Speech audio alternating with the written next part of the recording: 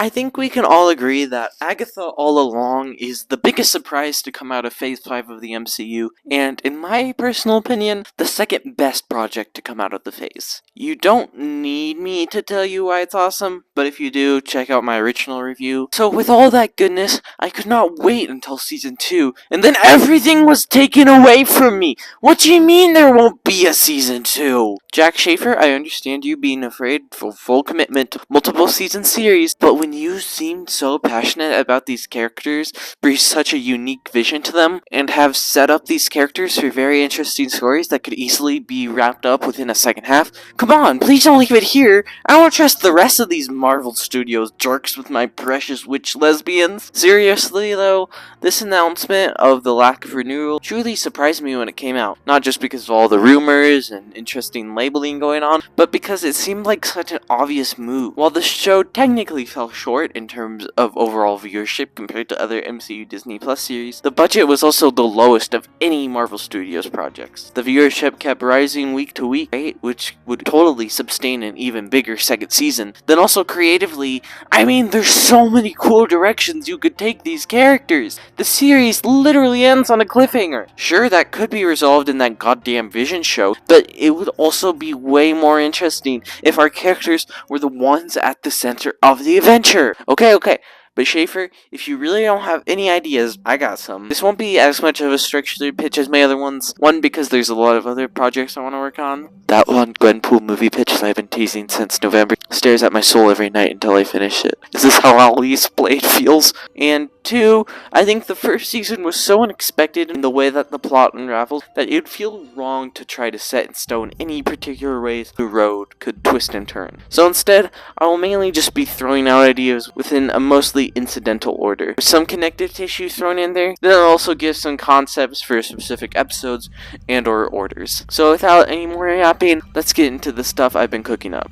Well, let's look where our surviving main four ended up and how we could build upon that and link a threat specific to that. Our main girl Agatha is starting to realize that she might have some trauma and is bringing down the mask as she starts a new life as a ghost. But Agatha, being Agatha, is obviously just not going to try to live in this situation and regain her moral body. I mean, logically, there's no way it would be sustainable for our main character to be a ghost the whole time. So me and my amazing, awesome, spectacular girlfriend, who's writing this video with me, came up with some ideas to how to deal with the ghost form. First off, it could be that whenever we look through stuff through Agatha's perspective, she isn't in this transparent state, which is the situation for some of the beginning episodes before we get into the real meat of the season. Like maybe by the beginning of the season, she has a deal with Billy to help find Tommy, and once they do, he can perform a ritual to retain her physical body. But also going back to the perspective, what would the mind of a ghost look like? Maybe she is losing sense of everything, her emotions, and her sense of time. Maybe she slips out of time and gets triggered by little things in the journey to find Tommy and gets attached to flashbacks in the past. This would be a great way to explore the past and fill in dots that fans want answered. Like Death and Agatha falling in love and exploring what it is about Agatha that was able to break the emotions of a cosmic being. Then also it can give us Agatha using her past experiences to mentor the future of which kind. She can even go into the ghostly realm and get advice from Sharon, Alice, and especially Lilia. I think this could be an extremely fun concept to play with,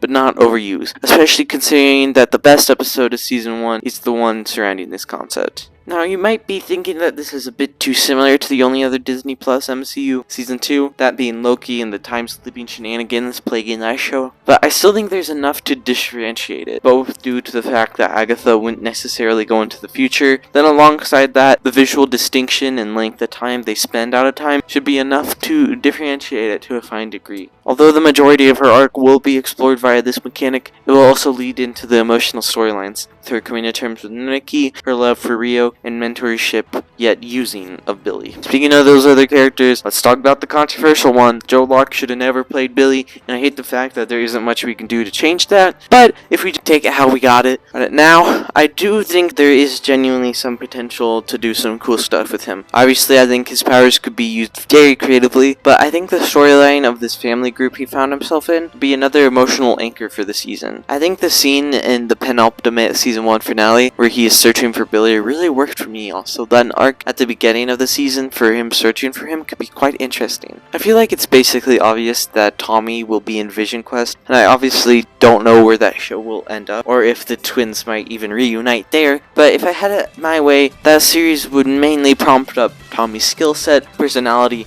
and emotional state, then would end with Tommy being as unlucky as he typically is, and being captured by the government for being a dangerous mutant. And the season of Agatha as the duo fighting out whatever secret base he's located in. They can try mystically searching and fun ghost sneaking around. I think once they do locate Tommy, it could be really fun Days of Future Past scene where Billy is just trying to get in and out while Agatha's having too much fun playing around with these government agents. Then of course, once Tommy actually joins in their lives, I think you could explore some very interesting themes and the best brothers can bring out of each other. Unconditional love, the twins becoming their own people, and breaking away from the legacy of their spiritual parents. And Billy realizing how lucky he was to merge with a soul like the Kaplans. Explore his school life and family life. Really amplify that this is Billy Kaplan, not Billy Maximoff, and his parents will always be there to support him. I think it could be a really cool contrast between how Billy is living in a loving home versus Tommy, who is never able to have one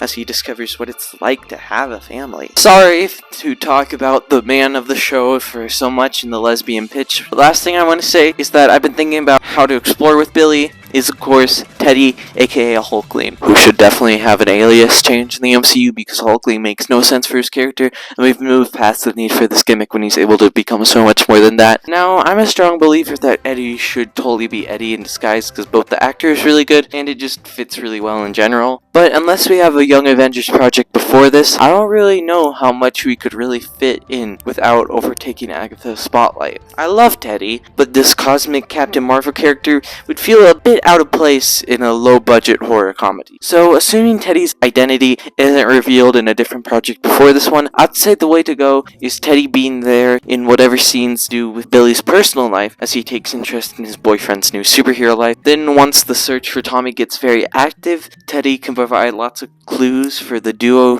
to look for, implying that he was once held at one of these same facilities before, but as they get closer and closer to realizing that Teddy may be a bit more than he lets on, he goes missing and Billy has to figure out how to navigate the rising threats without him. Then we go back to this loose end in the epilogue of the season where Teddy comes back and reveals himself, saying that he's going to tell Billy his origin. Then because the special presentations are making a comeback, a follow-up about them navigating the heritage and royalty of him. Oh, I've written over 700 words about men. I feel sick! I need to go back to talking about sapphics before I explode. So let's follow up on an icon that is Jennifer Kale, my queen. Out of all the characters, she definitely ended up in the most open-ended place, where she's the only survivor and has her powers back to do who knows what. I loved her arc of realizing that she is so much more powerful than she could have ever thought, and finding a new sense of self-confidence that derives from who she actually is, as opposed to the sense of persona she puts on. But at the same time, she's all alone now. She has power, but because of how she isolated herself in this business, how could she rebuild it while still dealing with the loss of some genuine friends she got within the coven? Well, I think this could be a very nice pathway to explore a theme of survivor's guilt, as Jen tries to be what she thinks the witches would have wanted. She should also try to use this small fame to build a new coven of student witches that she tries to protect, and find the best way for her to be a mentor as this arc slowly gets wrapped up into the overall threat. Now, before we get into our idea for that overall threat, let's just talk about our ideas for who I think can be safely segmented as the fan favorite. Rio, aka Death, aka the love of my life. I think she's the one that everyone wants the most exploration of, especially with her origin and marriage life pre-Nikki. It made sense to keep her as more of a mystery in season 1. Now that we've got a season 2 to properly explore her, I think just besides her origin, explore what being a cosmic being, one goal truly affects someone. She's not really a god, just a glorified machine that is programmed to accept how nature unrolls. Yet, there's this one soul that was able to allow her to experience emotions, lust, love, pain, and she's had to explore these emotions by herself, and it's been influencing her work and personality. Maybe she tries to feel what humanity is really like and win back Agatha's heart now that she's in a limbo between life and death. But only right as it seems like she might be able to bury the hatchet, she's pulled aside and trialed by the court of cosmic entities freeze, causing her to lose her powers and job until the defeat of the oncoming enemy. The only way she can hold on to humanity without the entity of death falling into pure despair by sharing the job with her wife and child. Speaking of which, what's the threat that ties all this together? Well, I think the most obvious antagonist to bring in is the one hinted at multiple times in the first season, Mephisto! But he will be more of a background antagonist that pulls the strings and sets the rules for how our anti-heroes could defeat his lackeys. The agents of Mephisto, led by a reincarnation of Nikki, let's just say are able to get summoned as a consequence of the spell Billy performed in order to give Agatha her physical body back. Then these agents are purely powered by and represent the darkest part of Agatha and Nikki's souls, leading to Agatha and Rio realizing that the only way they can balance the grief is by joining together their endgame as the harbingers of the road towards the end of life. I also think if you wanted to incorporate the emotional musical elements, you could have a song that is an omen for the agents of Mephisto and their conquest to drag Agatha to hell. Just be a twisted and misunderstood version of a song written by Rio, specifically a love song that Rio created in order to feel the same love and nurture that Agatha provides her with. But similar to the way Agatha's song for Nikki got twisted after his death, Rio's song becomes a dark reminder of the love she isn't allowed to fall for. But those are just my thoughts, and I'd love to hear everybody else's. Bonus points for how much lesbian propaganda is in it. I have no clue how to end this video, so I'm just going to let my amazing, awesome girlfriend write whatever she wants here to end the video.